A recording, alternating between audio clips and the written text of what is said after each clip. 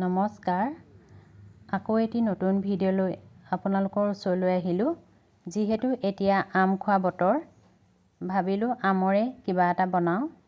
আৰু বজাৰৰ পৰাও কেইটামান কেঁচা আম আনি থোৱা আছিলে, ভাবিলোঁ তাৰে মই আমৰ আচাৰকে বনাওঁ। আমি আমৰ আচাৰ ৰ'দত নিদিয়াকৈ বনাব পাৰোঁ, আৰু মই তেনেদৰেই বনালোঁ। আহকচোন ভিডিঅ'টো আৰম্ভ কৰোঁ। আমৰ আচাৰ বনাবৰ বাবে মই এয়া আম লৈছোঁ। এয়া আম 1 কেজিমান হ'ব, আৰু এইখিনি মই ভালদৰে ধুই শুকুৱাই ল'লোঁ। কাপোৰ এখনে মচিও লৈছোঁ যাতে পানী নাথাকে ইয়াত। এতিয়া মই এইখিনি সৰু সৰুকৈ কাটি ল'ম।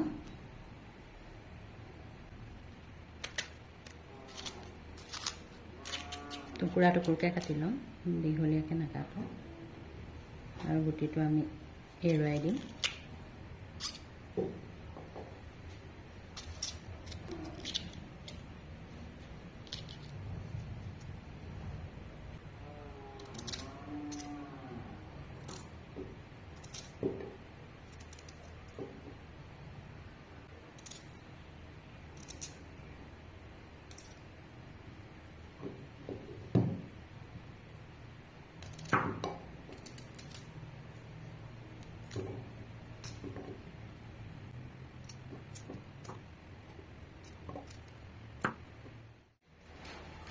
এয়া মই আমখিনি কাটি ল'লোঁ, এনেদৰে টুকুৰা টুকুৰকৈ কাটি ল'লোঁ। আৰু ইয়াত দিবৰ বাবে এতিয়া মছলা লৈছোঁ। মছলা এয়া লৈছোঁ, এয়া জিৰা লৈছোঁ, ধনিয়া, চফ, মিঠি আৰু কালজিৰা লৈছোঁ। এইখিনি মই অকণমান ভাজি ল'ম। আৰু এয়া সৰিয়হ লৈছোঁ। এইখিনি মই ভিনেগাৰ অলপ 2 চামুচ দি মিক্সিত দি গ্ৰাইণ্ড কৰি ল'ম। গেছত এয়া তাৱা এখন পাতি ল'লোঁ। এতিয়া মই ইয়াতে মছলাখিনি অকণমান গৰম কৰি লওঁ। এয়া এইখিনি গোটেইখিনি মই ইয়াতে দি দিছোঁ।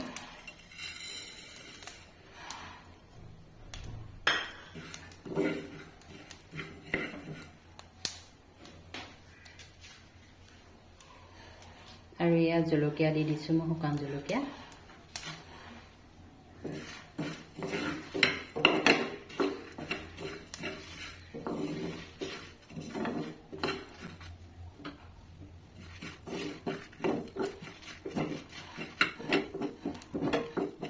এয়া ভাজি হৈ গৈছে, মই বেছি নাই ভজা, অলপ গৰম কৰি ল'লোঁ। এতিয়া অফ কৰি দিছোঁ। কেৰাহীখন পাতি ল'লোঁ, আৰু ইয়াতে মই মিঠাতেল অলপ গৰম কৰি ল'ম আচাৰত দিবৰ বাবে। আৰু ইয়াত মিঠাতেল দি দিছোঁ।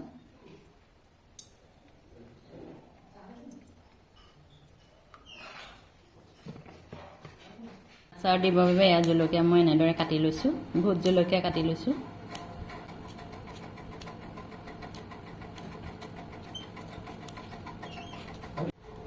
আমখিনিত এতিয়া মই নিমখ দি লৈছোঁ, আৰু হালধি দি দিম।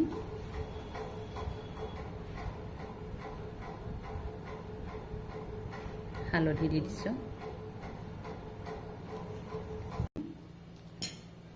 এয়া মছলাখিনি মই এনেদৰে মিক্সিত গ্ৰাইণ্ড কৰি ল'লোঁ, একদম মিহি কৰা নাই। এইখিনি দি দিছোঁ। আৰু এতিয়া সৰিয়হখিনি দি দিওঁ। এইখিনিও মই ভিনেগাৰ 2 চামুচ দি এনেদৰে গ্ৰাইণ্ড কৰি ল'লোঁ।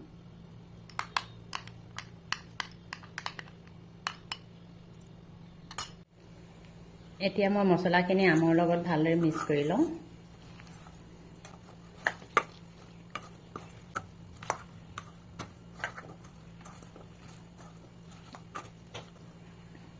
এইখিনি মিক্স কৰা হৈ গৈছে।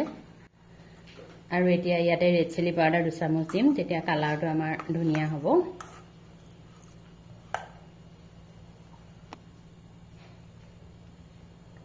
আৰু অলপ দি ল'ম।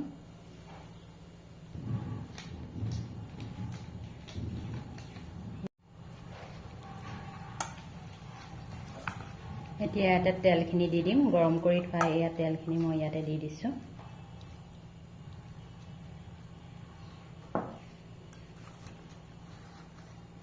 আৰু ভালদৰে মিক্স কৰি লওঁ।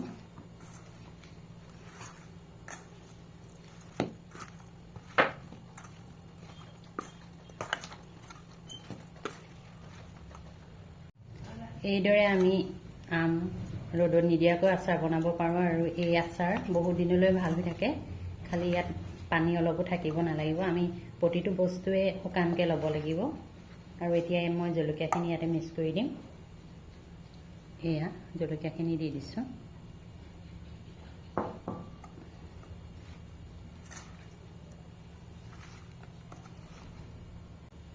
আৰু এতিয়া এই আমখিনি মই কণ্টেনাৰ এটা লৈছোঁ, তাতে ভৰাই থওঁ।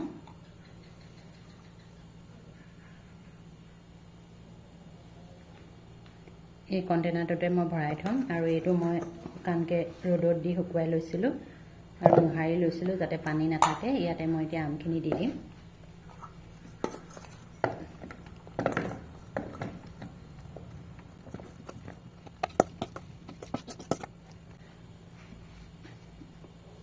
ইয়াতে মই এতিয়া কেঁচা মিঠাতেল অলপ দি দিম।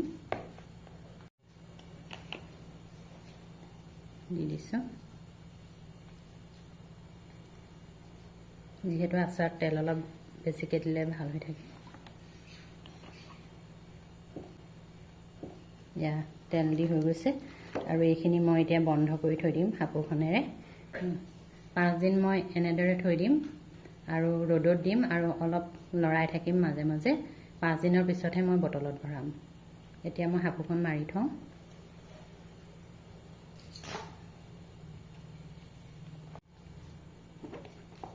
এয়া সাঁফৰখন মাৰি থৈছোঁ আৰু এনেদৰে 5 দিন থৈ দিম।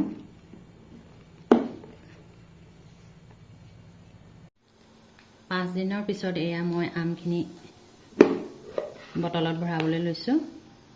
এয়া এনেকুৱা হৈছে। এতিয়া মই বটলত ভৰাই ল'ম।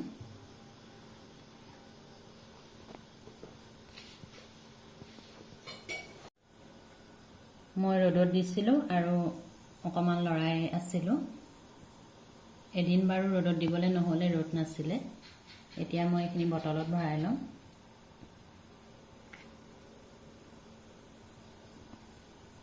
মই চিচাৰৰ বটল এটা লৈছোঁ আৰু এইটো মই ভালদৰে মুচি ল'লোঁ, একেবাৰে শুকানকৈ লৈছোঁ। ইয়াতে মই এতিয়া আচাৰখিনি ভৰাই থ'ম।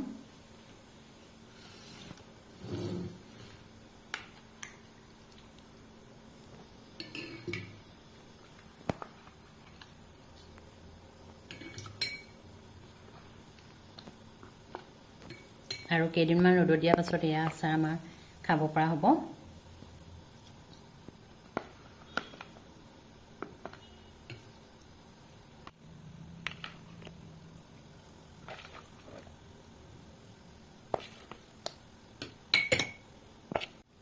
এয়া মই বটলত ভৰাই ল'লোঁ আৰু এয়া কেইদিনমান ৰ'দত দিয়াৰ পাছত খাব পৰা হ'ব।